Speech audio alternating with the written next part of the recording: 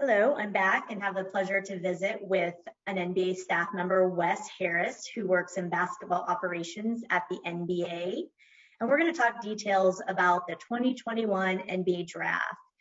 We hope that today's conversation will provide important information for our men's basketball student athletes who are interested in testing the professional waters and entering their name into the 2021 NBA draft, but also potentially leaving the door open to coming back to school. Wes, thank you for visiting with me today. Thanks for having me, Jobrina. Really appreciate it. Thank you.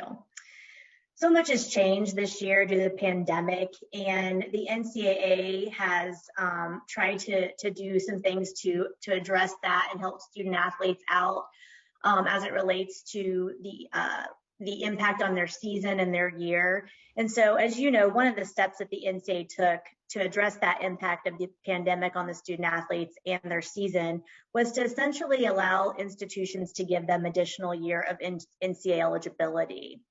Can you talk a little bit about how that decision might have impacted the NBA's pre-draft process and maybe more particularly their draft eligibility? Yeah, sure. No, so it's a pretty significant change, right? By you guys giving your student athletes an additional year, basically all of your student athletes, that essentially makes none of your student athletes automatically eligible for the 2021 draft, right? So in a normal year, there are automatically eligible players that do not need to submit early entry paperwork for the draft. The big change this year, since there are no automatically eligible players, all current college players that wish to enter the draft need to submit their early entry paperwork. And I'm happy to talk a little bit about how you do that. But yeah, that's the biggest change this year. Thank you, Wes. And I think that would be really helpful if you could give a little bit more information about that early entrant process and the steps that the men's basketball student athletes would need to take related to that process this year. The process is really unchanged from previous years. Obviously, with the caveat that now all players would need to submit this paperwork to be in the draft. And all it is a simple letter with your name, your school, your current class, stating your intent to declare for the 2021 draft. That letter needs to be signed and dated and emailed to draftmailbox@nba.com. That's draftmailbox@nba.com. Upon receipt of the letter, someone from the NBA will confirm receipt. And then sometime after that, they will send you an application that you will be asked to fill out. One key thing to note there is the letter just needs to be in by the deadline, which is obviously still TBD. But the application part can happen afterwards. So that's one thing to remember there. But yeah, the process is pretty much unchanged from previous years. And in terms of when a student athlete can file their early entry paperwork, NCAA rules state that their season has to have ended and they have to actually request the undergraduate advisory committee evaluation, which we talk about in a separate video. But is there a timeline in which the student athlete can actually file early entry paperwork to the NBA? Do you guys have a time period in which that process opens to our student athletes, or can they just do that pretty much after their season is completed? They can do it pretty much after their season has completed, which for a lot of them now has. With regards to the deadline, obviously our draft date is still not set. It's still TBD. But once we do set that date, the early entry deadline will be 60 days prior to that draft date. So that's a key kind of thing to keep in mind there. But with regards to when student athletes can start sending letters that anytime, yeah, from the end of their season. You've mentioned this about a lot of the key dates still being uncertain, still need to be worked out. One of those key dates or key events is obviously the draft, but also the draft combine.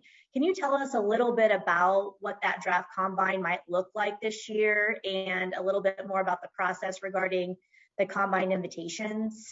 Last year, as most of you know, we weren't able to bring everyone together for an in-person combine, due to the pandemic.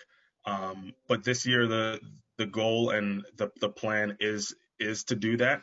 The combine typically happens about 4 to 5 weeks before the draft, um, and um, and like I said, this year we are targeting an in-person combine.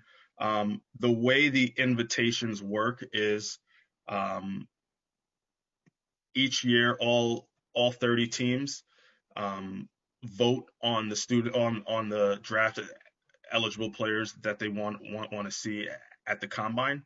The NBA compiles those votes, and we send out tiered invitations. So we we tabulate the votes, and then we send invitations out to the top 60 to 70 vote getters. Um, Invitations are tiered. The first tier of players are going to be the players that receive the most votes. They are going to receive an invitation that gives them a little bit more uh, flexibility in the different components of the combine that they want to participate in. That next tier is the majority of the players that are going to receive an invite, and they are expected to participate in all of the components. And then there's a third tier of player that you can consider basically a reserve list. And those are players that receive a conditional invitation, in the event that players from the first two tiers decline their invitation to the combine. So, like I said, it's a tiered approach. The first and second tiers are considered in, and then the third tier is a reserve list.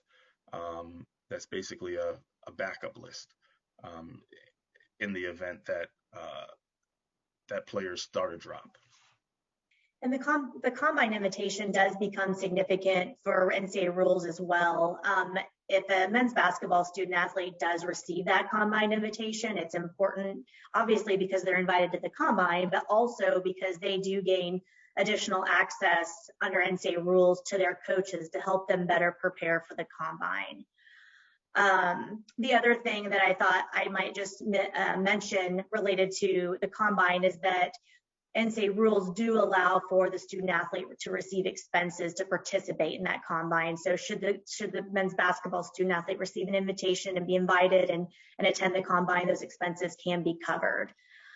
The one thing that I think is probably the most important piece of this from an NCAA rule standpoint that's related to the draft. So once the student athlete, if they remain in the combine, they get that second set of feedback from the undergraduate advisory committee evaluation and have an idea of what they might want to do. If they decide at that point that they want to return to school, if they want to retain their eligibility and return to school and compete at the Division I level, then they do have to withdraw their name from the NBA draft 10 days after the conclusion of that combine. So I know the date for the combine is not set yet, but once that's set, we will know the date by which the student athletes need to withdraw their name from the NBA draft in order to return to school and compete in another year. So I just wanted to mention those two pieces of information because I think that they're really important to both the combine and the entering the draft as it relates to what our student athletes need to know when they go through that process. So I really appreciate you walking through all that information. Is there anything in closing our day out, is there anything or words of advice you have for our men's basketball student athletes who are going to go through this process? Yeah, no, I think it's a stressful time for you guys, um, and I saw it last year, especially during the pandemic, and we are all hoping that the process can get back to some sense of normalcy this year. And the main thing to get across is, and I know you and your team are great at helping your student athletes and membership answer questions, and we want to have the same approach here from the league office. You can call and email us at any time, and we're happy to help. Thank you, Wes. I know this information will be very helpful to our men's basketball student athletes who are interested in testing the waters this year. Thank you Thank you. again for your time today. Thank you. Thank you, Jabrina. I appreciate it.